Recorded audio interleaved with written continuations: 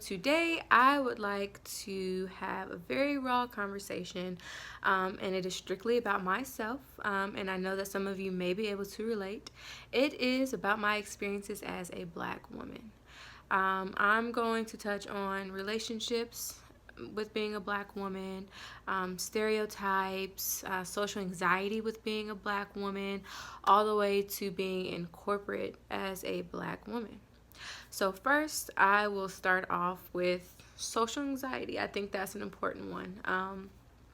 So, my personal experiences is not really being able to be myself a lot of the times. I feel like when I'm around a certain crowd of people that don't understand my body language, the clothes that I like, that I have to become someone else. I catch myself speaking a certain type of way when I feel like I need to fit in with a certain crowd, because I don't want to be looked at as ignorant or as if I don't understand what's going on or if I can't relate. Because the thing is, a lot of us can relate. It's just the fact that we don't express it the way that some people would express it.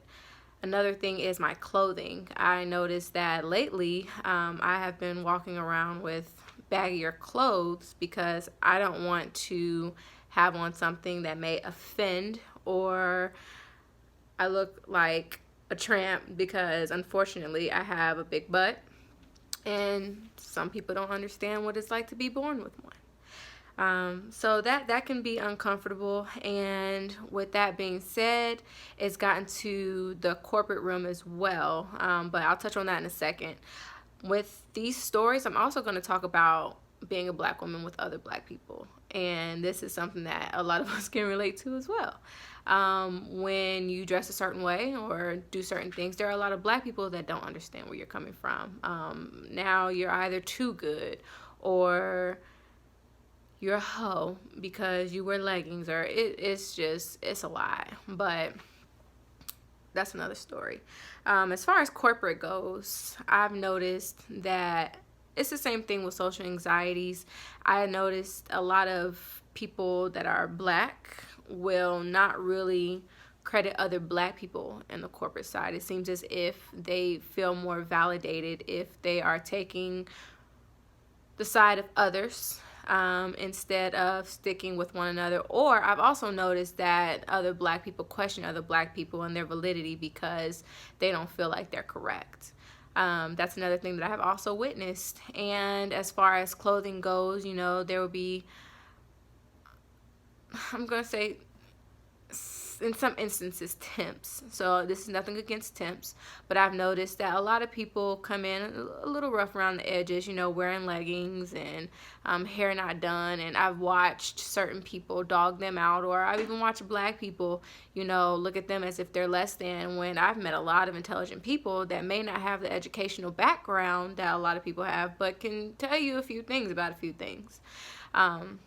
So that's just my personal experience that I've witnessed. And I've also gone through things where it's been me, where I've had brilliant ideas, or I've put something to the table and it's been questioned, or I've said something and somebody else presented it and it came off as gold, but it was my idea. And I can't even count how many times that has happened. But it's unfortunate because if you're upset about it, if you express yourself, now you're the mad Black girl. Or if you don't express yourself, then you're going to be stressed and you're going to take it out on your family, and now you bring that home. Now you're mad at your husband or your kids, and once again you end up being the angry Black woman without being able to express yourself. And once again, that is something that I'm going to talk about in a later episode. All of these are just I'm skimming on different topics and how I personally feel about them before I get more in depth in future episodes. Another thing is dating as a Black woman. It seems as if, not with everybody, but Black women are not getting credited as much as they should. I know that now, more Black people, Black women are in the limelight, blah, blah, blah. But I've heard a lot of just ignorant comments. I remember one time, this Black guy was talking about, it was a group of 3 people. One was Asian, one was Black, and one was white. And he was like, well, I would take both of y'all before I took her. And so I was number 4, but I was looking like, okay, so what about me, or what about the other two girls? Like, why would you pick her last? Well, she got this attitude, and all black girls got this attitude about them, and blah blah blah blah blah. And I was like, well, why would you choose? Well, you're a nice black girl. Okay. So I thought that was extremely ignorant, and just to see the look on her face, now if she retaliated, what is she? An angry black woman. But your mom is black. Your dad is black. And he has sisters. Your sisters are black. And I'm sure you got aunties. Maybe, maybe not. But think about what you're saying and what you're doing and how you're discrediting someone that comes from the same blood as you. You can't do that. So I've seen things like that happen. I've dated outside of my race plenty. I actually dated a white guy, and I had my afro out. I wanted to go. So he was used to seeing me like this, weave, whatever. I wanted to go into Target one day, and he would not go into Target for the life of him because he did not understand my hair. He did not understand why I wore it that way. He just figured I didn't comb it, when in reality I sat there and detangled the crap out of my hair and spent about an hour and a half trying to get my curls popping. But for him, he was like, "So you're gonna do your hair?" I did. So it's really difficult because it seems like we're always trying to validate ourselves when we don't need to. But then when we get frustrated with validating ourselves, we come up with having an attitude, or if we don't validate ourselves, then we hold it in. And then that comes with more problems. Now that comes with stress, and that comes with high blood pressure, and that comes with a whole bunch of other things, because we are in a situation where we aren't allowed. It feels like we aren't allowed to express ourselves. And there have been instances where other people, when they get mad, they're white girl mad, or they're a crazy Latina, or Asians will do karate, they'll kick your butt. And these aren't racist comments. I'm just saying comments that I've heard. And it seems like, but once we get mad, well, another angry black woman.